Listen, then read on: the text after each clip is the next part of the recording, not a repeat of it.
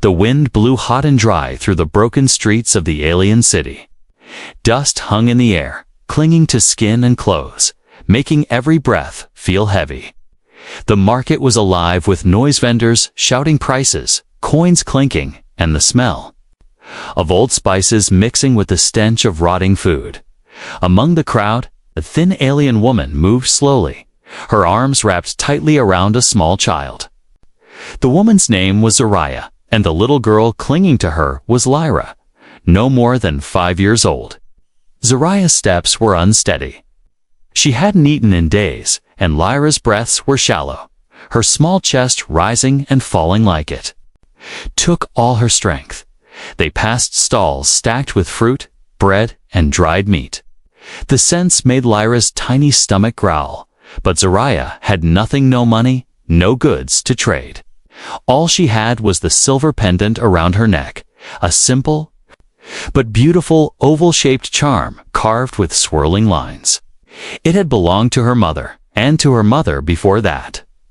It was the last piece of her family's history, the only thing that had survived war and loss. A merchant spotted her lingering by his stall. He was a heavy-set man with scaled skin, rings on every finger, and sharp yellow eyes. He smiled, but it wasn't the kind of smile that made you feel safe. "Bread, water, fruit," he said, holding up a small basket. "For the child, she looks hungry." Zariah's throat tightened. "I have nothing to trade." The merchant's eyes dropped to her neck. "You have that?" Her hand instantly went to the pendant. "No. It's all I have left." He leaned across the counter, lowering his voice. "Then you have something. And the girl, she doesn't look like she can wait much longer." Zariah's pulse pounded in her ears. She looked at Lyra. The child's lips were pale. Her eyelids drooped. A few more hours without food, and she would. Zariah didn't finish the thought. She felt her chest ache with panic. All around, other shoppers pretended not to notice. A few watched with hidden interest, whispering to each other. This was a cruel kind of entertainment for them, watching a desperate mother make an impossible choice. Zariah's fingers trembled as she touched the chain at her neck. The pendant was more than just metal. It was her proof of belonging, her last connection to her bloodline. Without it, she would be seen as no one, just another beggar in the dust. The merchant placed a loaf of bread on the counter, its crust cracked and stale. "One trade," he said coldly.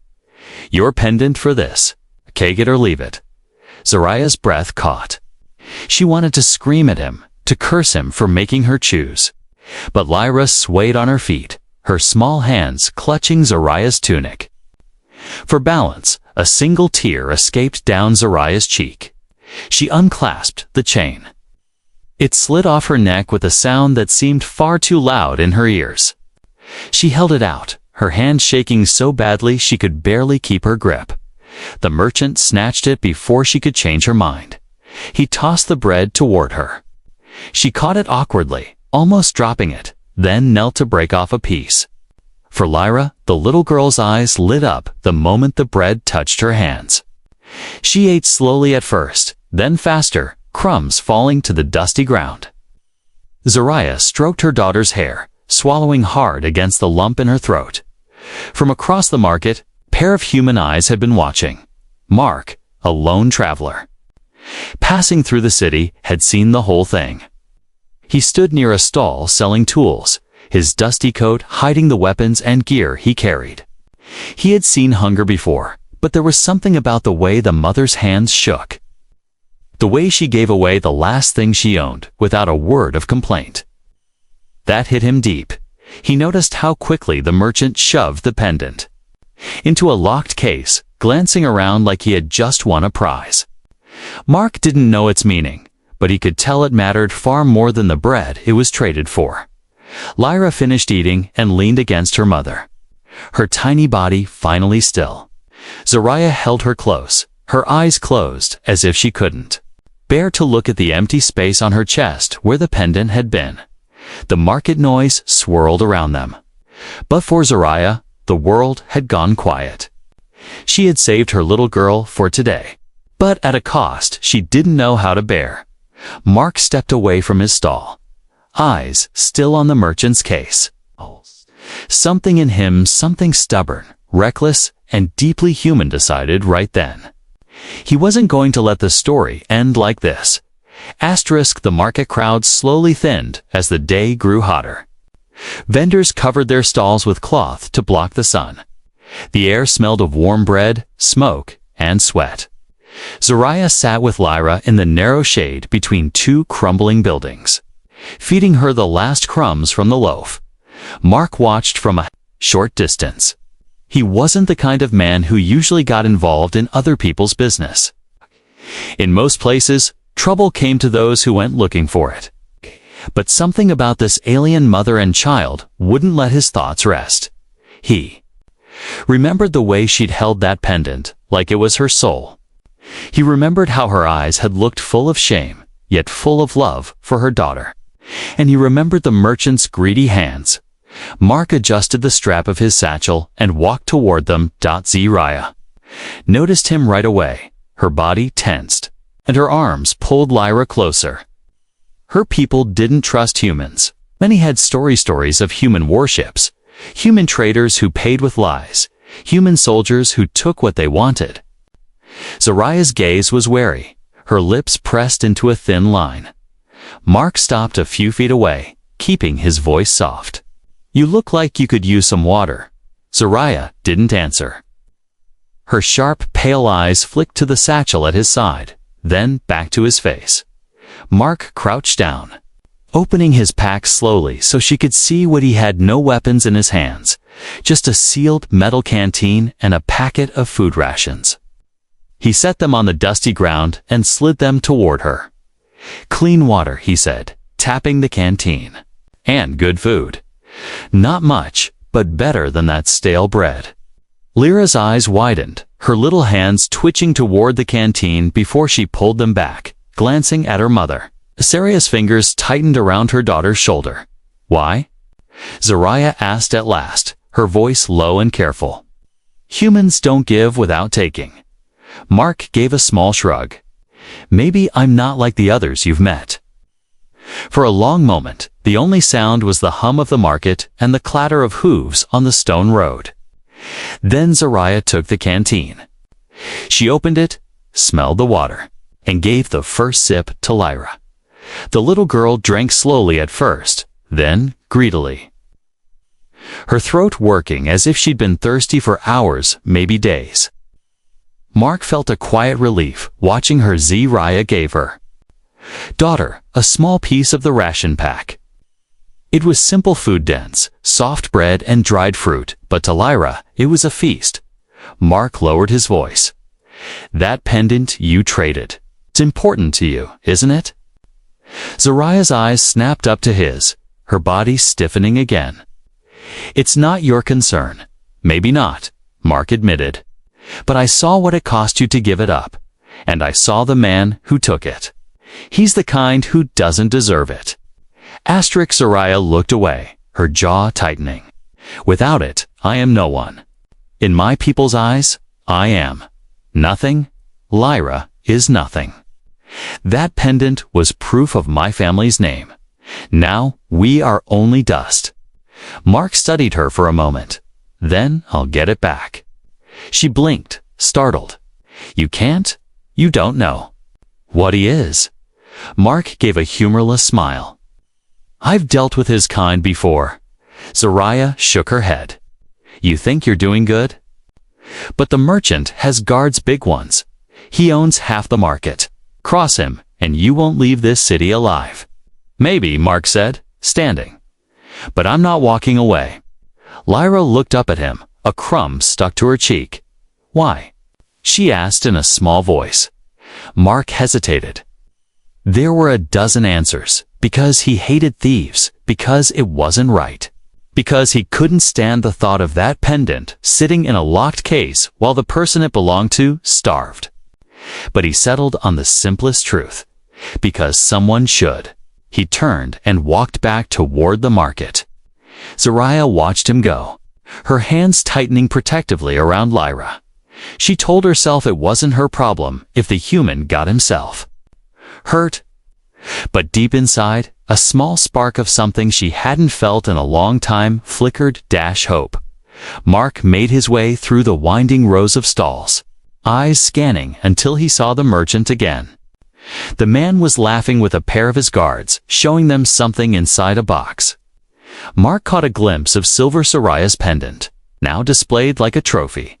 He walked closer, pretending to browse at a nearby table. The merchant's voice carried over the market noise, boasting about how some desperate fool had traded a family heirloom for a scrap of bread. The guards chuckled, their hands resting lazily on their weapons. Mark took in every detail: how many guards, where the exits were, where the merchant kept the key to that box. It wasn't going to be easy, but he'd made harder plays before. He turned away, slipping back into the flow of the crowd, already forming a plan. If Soraya was right, the merchant was dangerous. But Mark had decided something the moment he saw her hand over that pendant. He wasn't just going to take it back. He was going to make sure the merchant regretted ever touching it. The next morning, the market was quieter. The sun was hidden behind thick gray clouds, casting the city in a dull, heavy light. A faint drizzle fell, turning the dust into sticky mud. Mark moved through the narrow streets like a shadow. He wasn't here to buy. He wasn't even here to talk. Today, he was here to learn everything about the man who had Soraya's pendant. The merchant's stall sat in the heart of the market, a wide booth with brightly colored cloths hanging from its corners to catch the eye. Expensive items glimmered. In locked glass cases, gold bangles, rare stones, carved bone knives. And there, on a velvet cushion in the center, was the silver pendant. It seemed to mock him. Mark didn't approach right away. Instead, he found a spot near a spice stall across the lane. The air there was heavy with the scent of cinnamon and dried peppers, making it a perfect place to stand without being noticed. The merchant was busy, his thick fingers counting coins as customers came and went.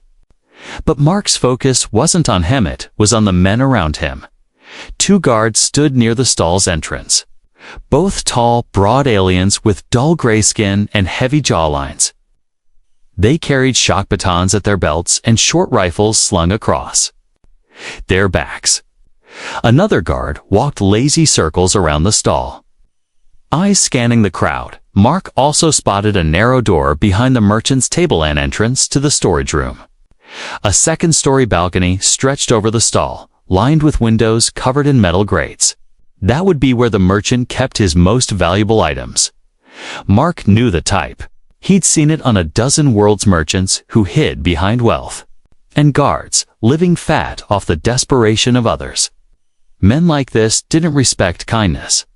They only understood power and loss. Still, a frontal attack was suicide. Mark wasn't stupid. If he wanted Soraya's pendant, he needed to get close without anyone realizing it until it was too late. When the merchant stepped away to argue with another trader, Mark drifted closer, pretending to inspect a row of knives.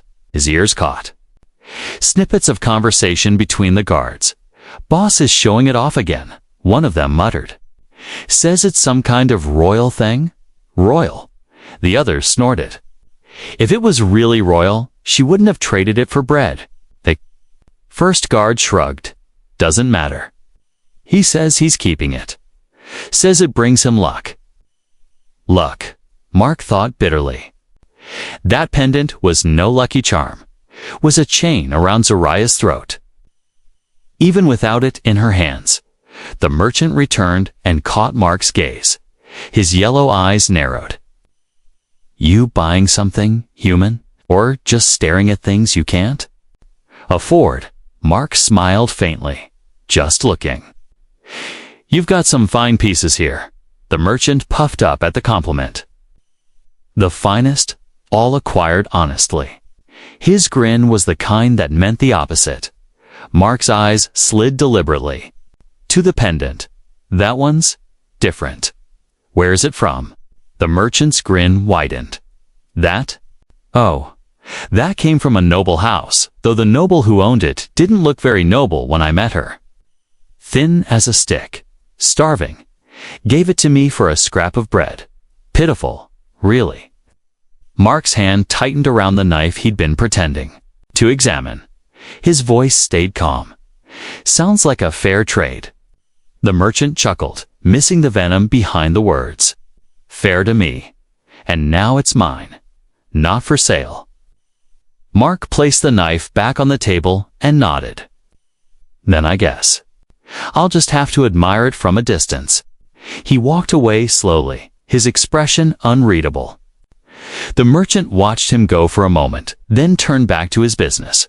Mark wound through the market, slipping into a narrow alley between two leaning buildings. There, away from curious eyes, he took a deep breath. He had confirmation the merchant wasn't planning to sell the pendant. This wasn't going to be a matter of money or bargaining. It would have to be taken. Mark's mind began fitting the pieces together like parts of a machine. The guard's roots, the balcony windows, the narrow door in the back.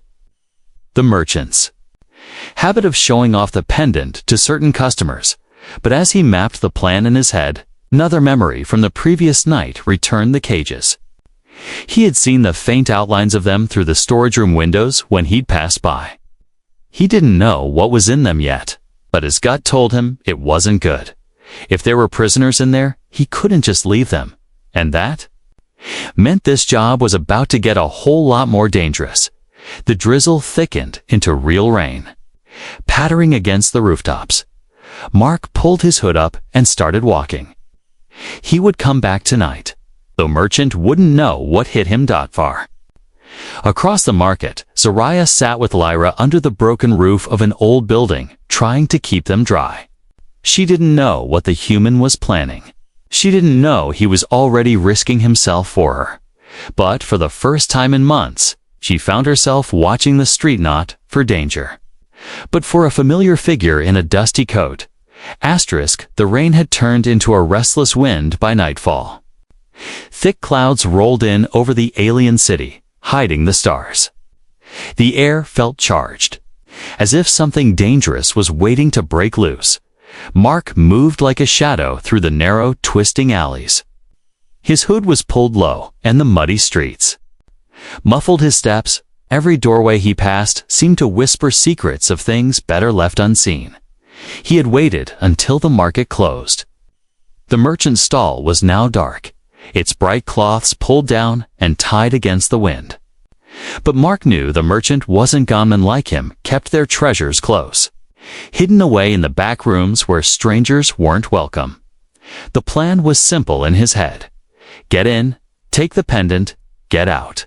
But deep down, Mark knew nothing. Was ever that simple? The wind picked up, carrying the smell of rain and the distant metallic taps of lightning. A faint rumble of thunder echoed over the rooftops. The city streets were almost empty. Now people were hurrying home, shutters slamming, lamps going out one by one. Storms here were not to be taken lightly. Mark reached the narrow passage behind the merchant's building. The back door was small, made of metal reinforced with rivets. Two guards stood nearby, sheltering under an overhang, grumbling about the weather. He crouched behind a stack of broken crates, waiting. The first flash of lightning lit the sky like daylight, followed almost instantly by a deafening clap of thunder. The guards jumped at the sound. One muttered something about bad omens, and they both stepped closer to the front to check the market square. That was all the opening Mark needed. He slipped to the door. Pulling a small tool from his coat, the lock was old, not primitive, but far from high security. The storm's howl covered the faint click as it opened. Inside, the air was warm and smelled of spice and old wood. He closed the door behind him and stood still for a moment, listening. Somewhere deeper in the building, voices murmured. The merchant was entertaining someone. Mark kept low, moving past shelves stacked with good spouts of cloth, carved bowls, and small, locked boxes. He followed the sound of the voices until he reached a half-open doorway. Through the gap, he saw the merchant sitting at a low table, laughing with another man. On the table, right in front of him, sat Zariah's pendant. The silver gleamed under the lamplight, as if it had been waiting for her hand to take it back.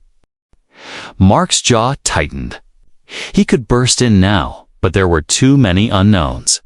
He stepped back and that's when he heard it. A soft whimper. The sound had come from a dark hallway to his left. He moved toward it, and the smell hit him stale. Air, fear, and sickness. There were cages, 6 of them, stacked against the wall. Inside were alien women and children, their faces pale and eyes wide. Some were curled in corners. Others clutched the bars, watching him with silent hope. Mark's stomach turned. This wasn't just theft, this was slavery. The merchant wasn't just greedy, he was a predator. A tiny hand reached out from the nearest cage, the fingers trembling.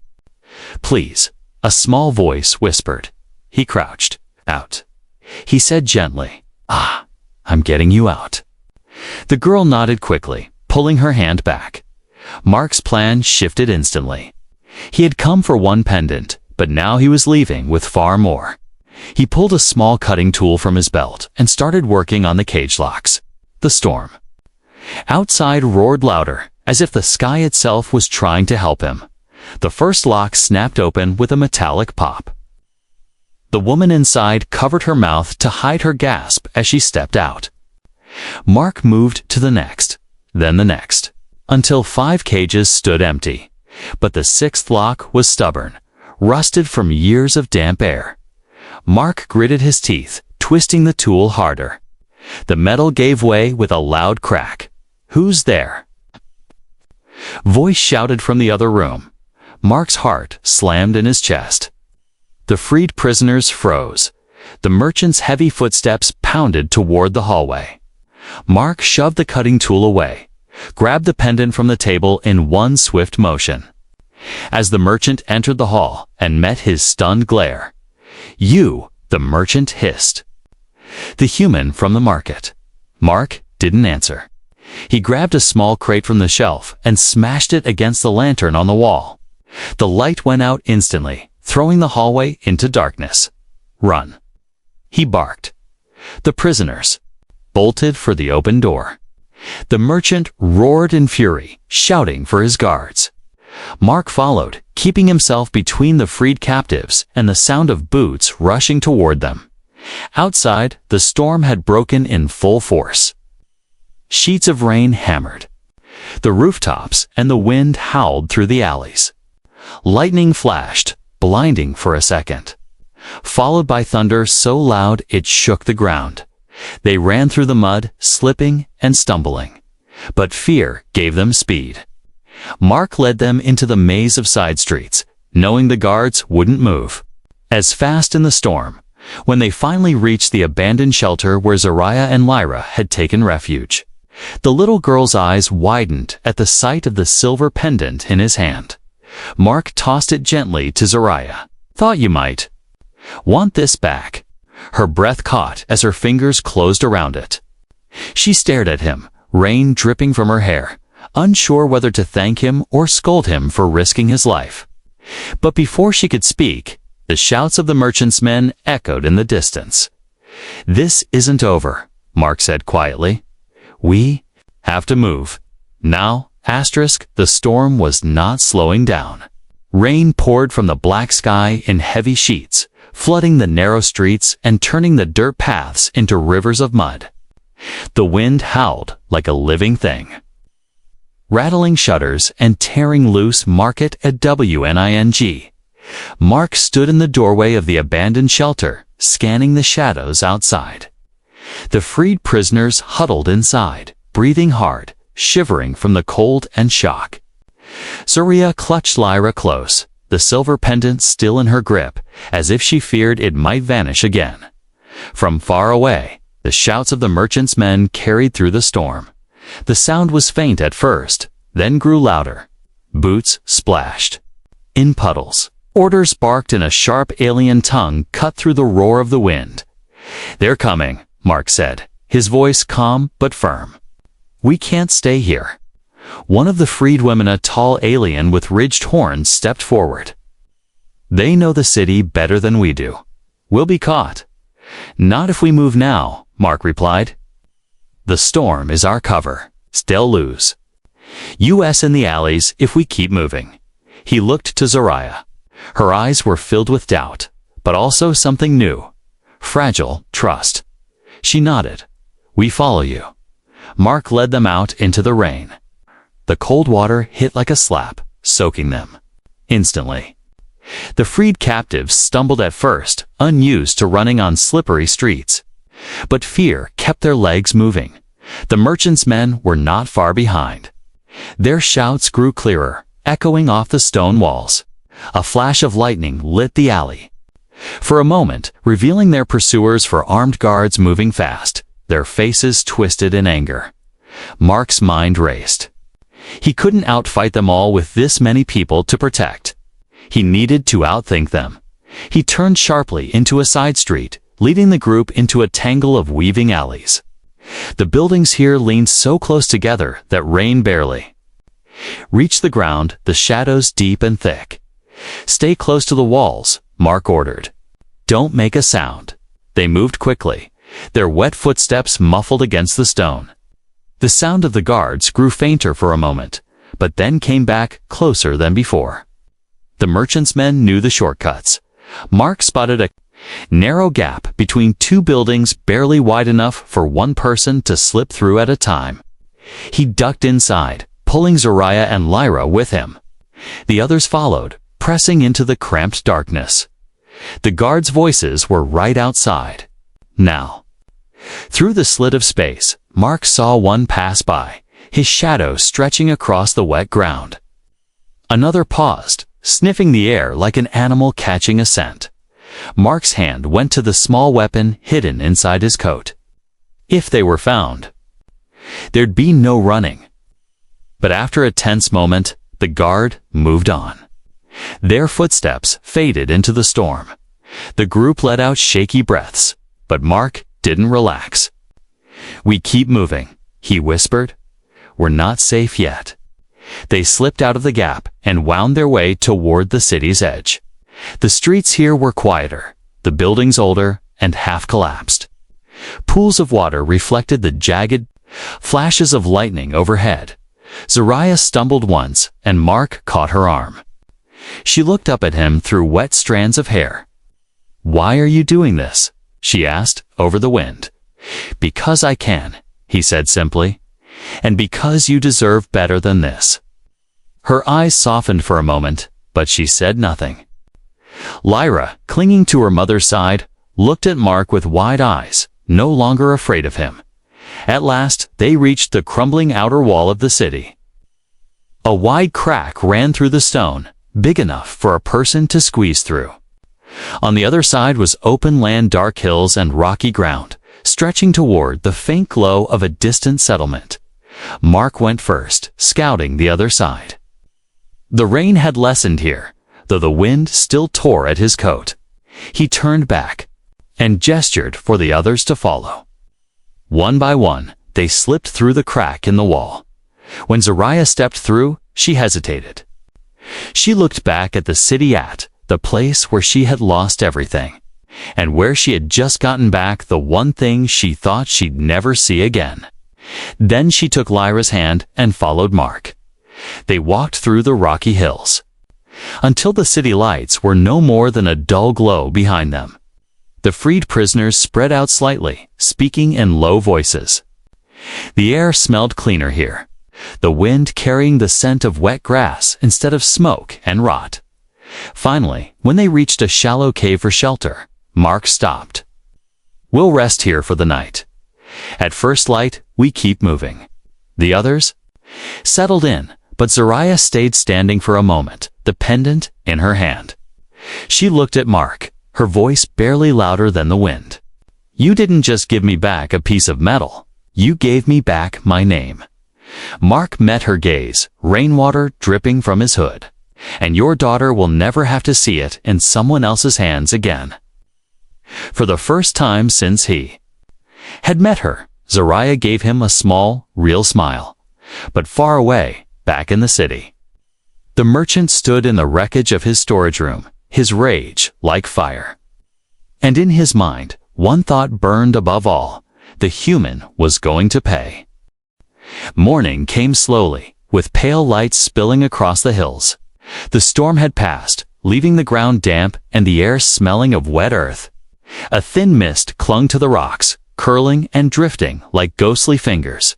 Inside the shallow cave, the freed prisoners stirred one by one. Some whispered softly to each other. Others simply sat in silence, soaking in the strange feeling of being free. For many, it was the first time in years they had woken without the sound of a lock snapping shut. Mark sat near the entrance, his back to the cold stone, watching the horizon. His eyes kept sweeping the land for movement. The merchant's men might not give up so easily. Behind him, Zariah awoke with Lyra curled in her arms. The little girl's breathing was calm now, her face no longer pale. Zariah stroked her hair, then looked down at the silver pendant resting in her hand. She hadn't let go of it since last night. Quietly, she moved to sit beside Mark. For a long moment, they both just watched the morning mist. Finally, she spoke. "This was my mother's," she said softly. "It was passed to me when I became old enough to take my place in our family line. Without it, I'm invisible. No one listens to the invisible." Mark glanced at her. "Then I'm glad it's back where it belongs." Our fingers closed tightly around the pendant. "You don't understand. You didn't just give me back a piece of metal. You gave me back the right to speak, to stand, to be seen." Mark didn't answer right away. He simply nodded, letting her words settle. Lyra woke and immediately crawled into Mark's lap without hesitation. It was the first time she had done so. She reached for the pendant, and Zariah let her hold it for a moment.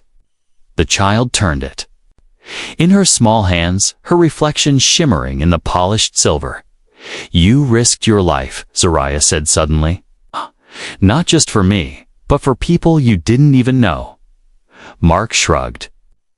"I've seen too many people lose everything because no one stepped in. I'm just tired of standing by." Her eyes softened, but the shadow of worry didn't leave her face. "The merchant won't stop. Men like him don't forgive. You've humiliated him, and you've taken what he thinks is his. He will follow." "No," Mark said simply. "But if he comes, I'll be ready." They sat in silence again, the morning sounds of insects and distant birds filling the air. Then one of the freed captives, a man with pale, scarred skin, approached. "We've been talking. Some of us want to keep going to the next settlement. There's work there, and maybe shelter." Mark nodded. "It's safer if you travel in a group." The man hesitated, glancing at Zariah and Lyra. "What about you?" Zariah looked to Mark. She had not thought that far ahead. Leaving the city had been about survival, nothing more. But now she had to think about where to rebuild her life. Mark spoke before she could answer. "I'll get them to safety." After that, he trailed off, looking at Riyadh after that. The words felt heavier than they should have. The group began gathering their few belongings: blankets, scraps of food, makeshift walking sticks. The sky brightened, the mist slowly lifting to reveal the path ahead. Before they set out, Zariah stopped and stepped in front of Mark. She held out the pendant. He frowned. "It's yours." "It is," she agreed. "But I want you to keep it just for now." "Why?" "Because," she said, her voice low but steady, "if they come for us, they'll look for me first. If I don't have it, they might not know. You're faster, stronger. You can keep it safe until we're somewhere no one can take it again." Mark studied her face. She was serious. He took the pendant carefully, feeling its weight. It was heavier. Then it looked like it carried more than just metal inside. "I'll guard it," he promised. For the first time since they met, Zoraya smiled without sadness in her eyes. "I know." They started walking. The land outside the city was rough, rocky slopes, narrow trails, and dry gullies that filled with water after the storm. The freed captives moved slowly but steadily. Keeping close together as the sun climbed higher, Mark noticed Lyra drifting closer to him. She would grab his sleeve when the path got steep or the rocks loose, trusting him to steady her. Zoraya watched quietly, something unspoken in her gaze. By midday, they reached a ridge. From there, they could see the faint shapes of buildings. Far in the distance, the next settlement. Relief swept through the group, but Mark's eyes narrowed. Down below, in the shadow of the hills, a small group of riders moved along the lower paths. Their shapes were distorted by the heat rising from the ground. But he recognized the glint of weapons, the merchant's men. He turned to Zoraya. "They've found us." Her hand went to where the pendant used to rest. For a heartbeat, fear flickered in her eyes. But then she looked at him and saw something steady there. "Then we keep moving," she said, her voice stronger than before. And together, with the storm behind them and danger ahead, they pressed on. The sun was low by the time they reached the edge of the valley. Long shadows stretched across the rocky ground, and the wind carried the faint smell of smoke from distant cooking fires. The next settlement was so close they could almost taste safety. But between them and the small cluster of buildings was a narrow, pass-a-perfect place for an ambush. Mark scanned the trail behind them. The merchant's riders were closer now. He could see their faces under the hood's hard, expressionless. Men moving with grim purpose. There were 6 of them, and they weren't hurrying. They knew their prey was trapped between the valley walls. Zoraya gripped Lyra's hand tighter. Her steps quickened, but fear gnawed at her. She had nothing left to give if they were caught. She had already stripped away her last possession to save her little girl. There was no bargain left to make. Mark slowed and spoke quietly to her. "Take Lyra and the others. Keep moving toward the settlement. I'll handle them." Her head snapped toward him. "You can't fight them alone." "I don't need to fight them," he said with a faint smile. "I just need to make them think I can." Zoraya's voice trembled. "If you stay, you might not come back." Mark looked at Lyra, who was staring at him with wide, scared eyes. "If I don't stay, none of us make it." The freed captives hesitated, glancing between Mark and the path ahead. Finally, the horned alien woman from before took Zoraya's arm. "Come, he's buying us time." Zoraya's throat tightened, but she let herself be pulled forward, Lyra clinging to her side. She glanced back once. The image of Mark standing alone against the narrowing pass burned into her memory. Mark waited until they were a good distance away, then stepped into the center of the trail. He loosened his coat so the weapons at his belts were visible and stood tall, his silhouette framed by the dying light. The riders slowed as they approached. The merchant was not with them, but his lead man, a scar-faced alien with eyes like polished stone, rode ahead. "You have something that doesn't belong to you," the leader called over the sound of hoofs. Mark's hand rested on the butt of his pistol. "No, I have something that never belonged to your boss in the first place." The leader's eyes narrowed. "You think you can stand against all of us?" Mark smiled, but there was no warmth in it. "If I have to?" The riders exchanged looks. The wind picked up, whistling through the narrow pass, carrying with it the smell of damp rock. Lightning flickered on the far horizon, a leftover growl from last night's storm. Mark's voice was calm. "This ends here. You walk away, and nobody has to bleed." One of the riders laughed harshly. "And if we don't?" Mark drew his pistol in one smooth motion, pointing it directly at the leader's chest. Then you'll find out how fast I can make 6 riders regret their choices." There was a tense silence. The leader's eyes studied him, weighing the risk. Mark's stance was steady, his aim unwavering. Even if they charged, the first one would fall before reaching him, and the others knew it. Finally, the leader spat. To the side, "Not worth it, but this isn't over." They wheeled their mounts around and rode off, their shadows melting into the darkening valley. Mark didn't lower his weapon until the last of them was gone. Only then did he exhale, his shoulders relaxing just slightly. Asterisk. By the time he caught up to the group, the first lights of the settlement were glowing ahead. Zariah saw him coming and hurried to meet him. "You came back," she said. Her voice caught between relief and disbelief. "I told you I would," he said simply. Lyra ran to him and wrapped her small arms around his waist. "I thought you'd be gone," she whispered. "Not a chance," Mark replied, resting a hand on her head. They walked into the settlement together. The locals eyed them curiously, but didn't turn them away. Soon, they had a place to rest, a warm room with dry blankets and a small fire. The freed captives found shelter too, each starting to plan a life beyond chains. Later that night, when the fire was just embers, Zariah sat beside Mark. She held out her hand. "The pendant?" Mark hesitated for a moment, then reached into his coat and placed it in her palm.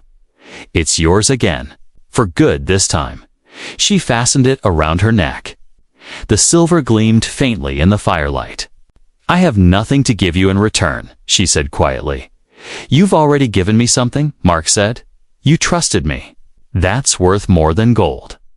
For a long moment, they sat in silence, the only sound the soft crackle of the fire. Then Lyra stirred in her sleep, murmuring something. And Zariah smiled faintly.